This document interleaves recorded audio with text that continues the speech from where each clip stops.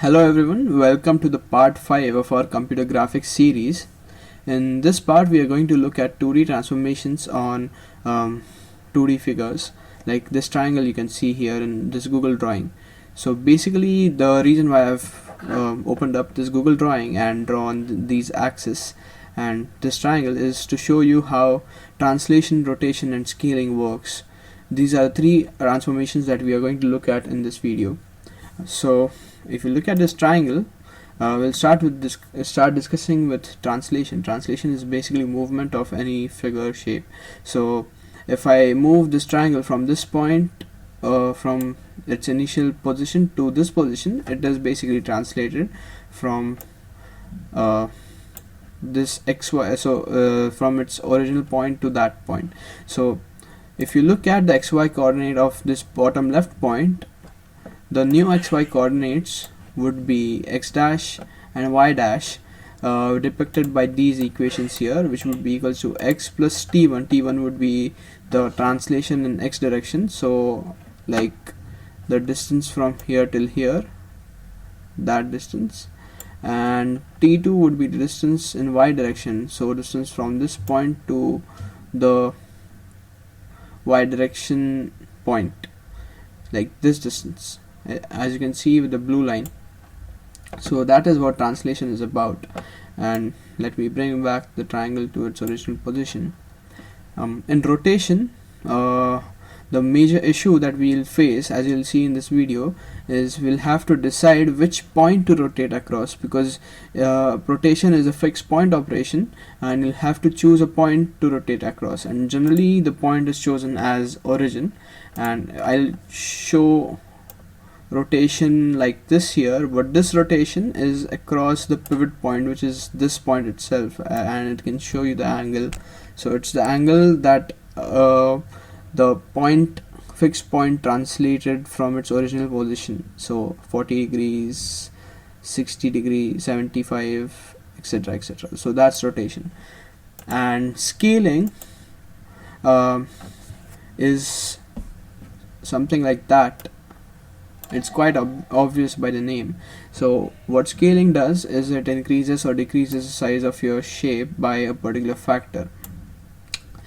The difference between scaling and translation and rotation is that scaling is not a rigid body operation in the sense that it changes the size of your object, whereas translation and rotation both don't change the size of your object. You can scale in y direction and x direction separately, and so scaling causes deformation while translation and rotation don't. Another difference between translation versus scaling and rotation is that scaling and rotation are fixed point operations. So even scaling happens about a point. So when I'm stretching my image this way, stretching the triangle this way, it is being scaled by keeping this point fixed. So this point is used as a pivot and it's scaled in the upper right hand direction. Instead of that, if I scale it downwards, it'll go down there. So that's the major difference. Scaling is also a fixed point operation and scaling happens about a pivot point. Let me go to my OneNote here. I've drawn to the coordinate axis, and I want to show you the major problem that we face when we try coding these three operations. First of all, we are going to develop mathematics in which we use matrices to do these operations instead of for loops, so that we save some programming time. So the major issue that we face is that in any programming language, you'll figure one thing out, that is your origin is at the top left of your window, and that when you move downwards, this downward direction is the y direction, you increase the y coordinate, and when you move rightwards, you increase the x coordinate. Now this x coordinate increases rightwards in your normal Cartesian coordinate system too, but the difference is y coordinate decreases as you go down, but here, as you can clearly see, the y coordinate is going to increase, which is completely opposite of your normal Cartesian coordinate system. Now, my origin in this Cartesian coordinate system was chosen to be at the center of the page, but it can also be here in the top left. That does not matter, but in that coordinate system, this point right here, or this level right here, would be depicted by -10 and not +10. So that's one of the major differences between the two systems. So not only do we have to change between one system to another system by shift of origin, but when you look at operations like rotation, you'll have to change from wherever your figure is to your Cartesian coordinate system, and then back to wherever the figure is. I'll explain what that means in a while. So translation was already shown by these equations, and I'm not going into further details with that because that's all that is there for translation. We'll discuss rotation now. So what happens in rotation is, let's say I have a point here, its coordinates are x comma y right now, and the new coordinates after rotation in this direction about my origin are x comma x dash comma y dash. So my point is here. Now I'm going to draw the vector from center to x comma y. It is not a good drawing, I know that. And another vector from center to x dash comma y dash.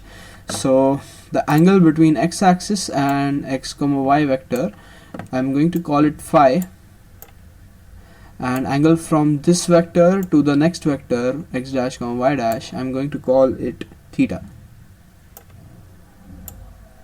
As you can see, the vector distance from origin to x comma y and origin to x dash comma y dash remains the same because it essentially moved in a circle, and these two are the radii of that circle.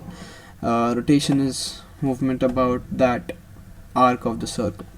So this angle is phi, that angle is theta. How do I relate x comma y and x dash comma y dash? So that I'll show here. Let's write. So the equation goes something like this: x dash equals x cos theta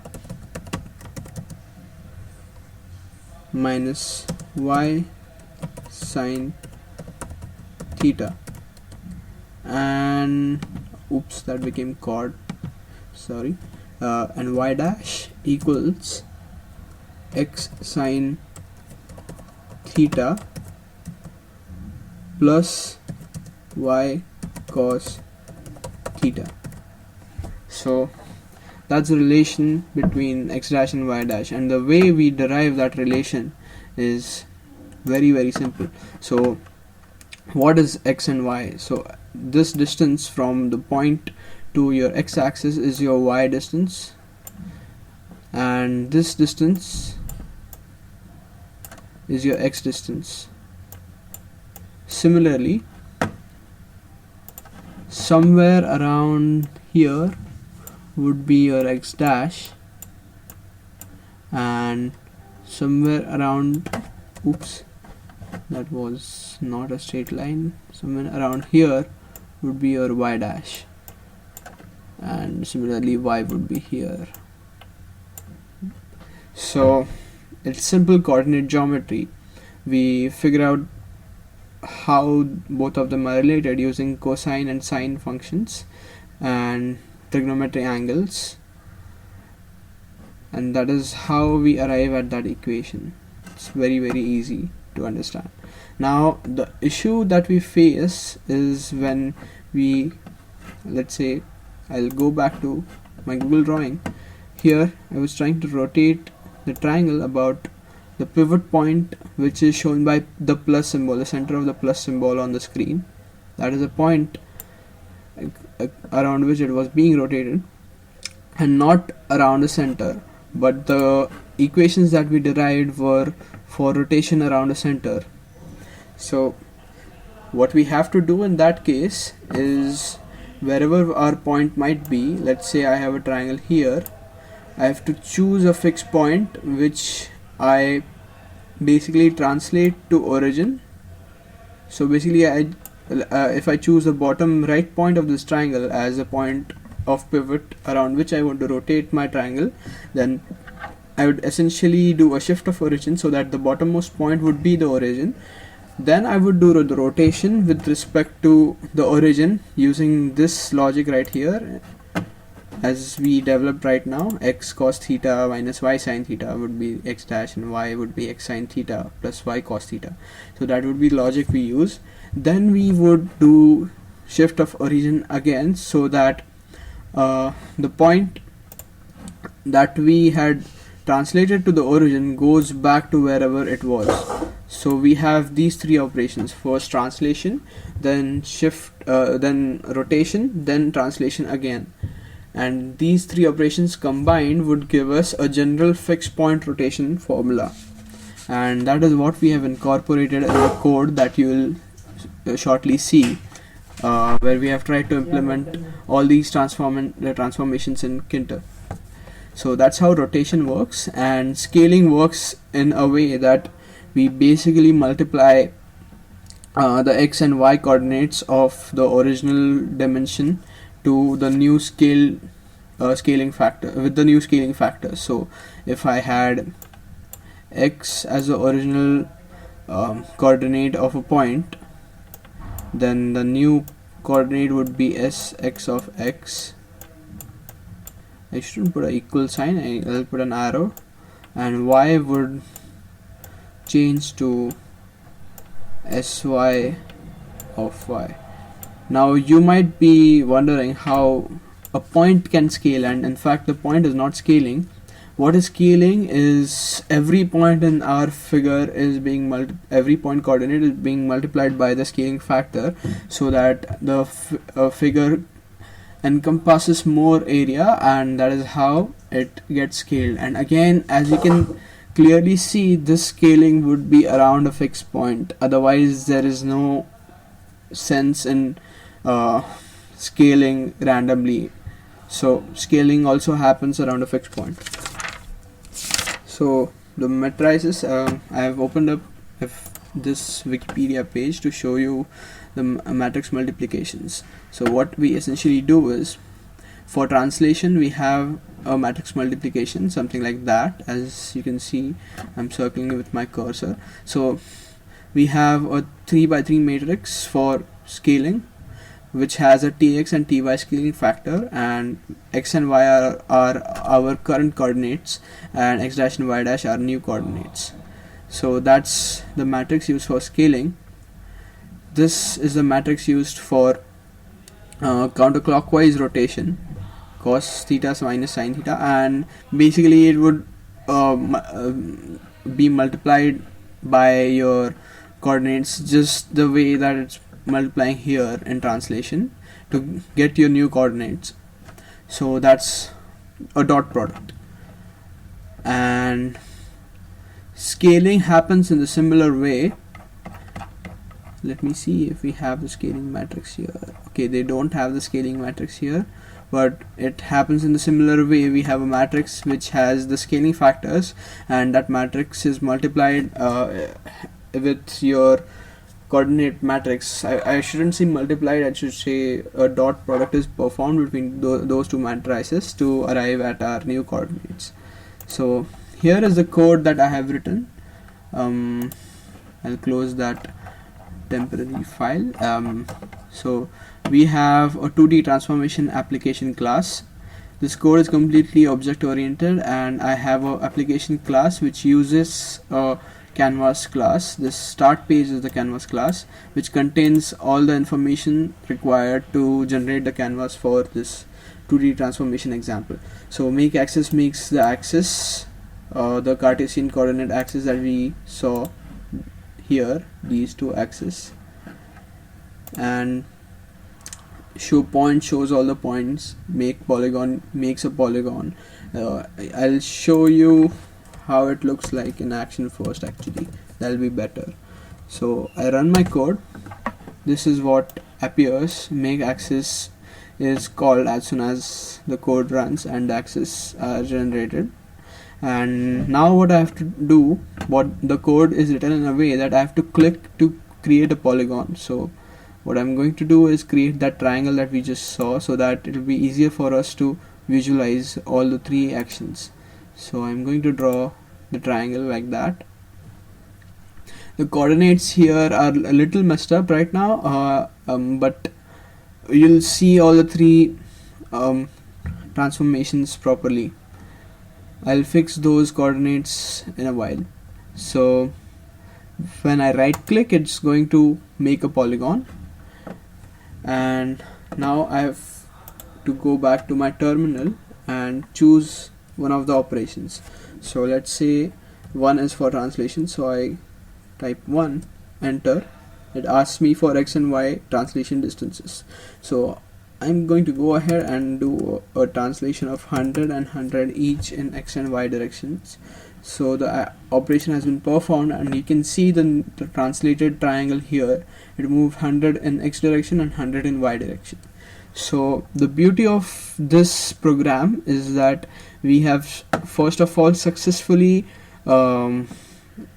shifted origin from top left to the center of the page, which sounds very easy since it's just a shift of origin operation, but trust me, coding this is very very difficult when it comes to rotation and scaling. I'll explain how. So second activity that we can do here is scaling. So I enter 2 and I have to enter scaling factors, so 2 and 2 in x and y directions. So the two scaling factors, and as you can see clearly, the triangle has been scaled to 2 times its original size. Let me bring it back to the size before by doing a scaling of 0.5 and 0.5 in x and y direction. So hopefully it should go back. Yes, it has gone back, but it is not being shown here properly. So let me translate it to some position. So what's happening is it has gone back to its original size, but since we already had a triangle there, it overlapped that triangle and we can't see whether it actually scaled or not. So I'll do a translation to -500 and -500. I guess that will clearly show us. Yes, see, we have the triangle here, scale down triangle, and now I'll perform the rotation operation. Oh, okay, one thing, the scaling was done here. I'll bring up the scaling code first. Scaling code, yeah, right there. Scale poly is the function that I used. Scaling was done around the fixed points, and a fixed point that was chosen to be the left, bottom left point here. So the way we choose the fixed point is the first point that we click on while creating the triangle. So it might have been the other two also, and in fact it can be, I kind of forgot which point I clicked first. We'll see when we rotate that, it will rotate around the first point that I clicked. So let's go ahead and do rotation 2. So for rotation, let's say I put 90 degrees angle. We'll now know which was the fixed point. Okay, so the topmost point was the fixed point that I had clicked first. So that point was chosen for all the fixed point operations, and everything operations like rotation and scaling that need a fixed point will use that first point that you click on. So as you can clearly see, the triangle rotated using that pivot point in 90 degrees. So how about we try to have some fun with this and rotate it further. So before rotating, since it's going out of screen now, I'll translate it to 400, let's say 200 and 200 each direction, and yeah, there I have it now. Let's do a rotation again. So I'll rotate it by 45 degrees. Let's say we rotate it by 45 degrees. There you go. Now we rotate it again by another 45 degrees. There you go. And in fact, this is creating a very beautiful pattern. This is fun to play with. I can just go on doing rotations and it'll create a beautiful flower pattern. 345 45. Yeah, there you go. As you can see, using simple rotations and scaling and translation on a triangle, we have created a beautiful flower pattern on our Cartesian coordinate system. And this flower actually shows the fixed point rotation very clearly, because the center point is the fixed point that was used for rotation, and that is the rotation operation that we have performed here. So the issue was, as we discussed before, in rotation we had to translate the fixed point to your coordinate system origin, then perform the rotation and translate it back to the original position. But in Tkinter we also had to do a shift of origin initially from top left to this point. So basically what we ended up doing in our code is we had to do two types of shift. One shift was from top left to the middle of the page, and the other shift was during rotation, when we had to do a shift from the fixed point to the center, that is the middle of the page, but that middle of the page was in itself a shift from the top left.